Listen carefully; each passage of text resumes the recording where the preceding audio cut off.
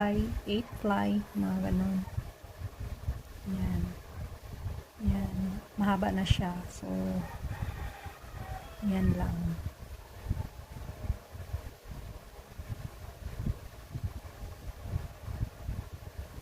Pagkatapos niyan, ginawan ko siya ng pang-lock. Hindi ko na lang pinakita. Kasi ang tube stitch lang yung highlights ko dyan na paano siya gagawin.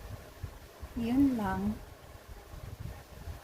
Measure mo lang sa arm mo kung ano yung gustong fit mo.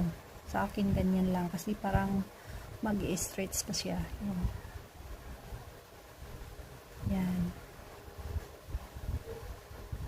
Ganyan lang. Cute siya. Ang cute niya. Yan lang. Thank you for watching.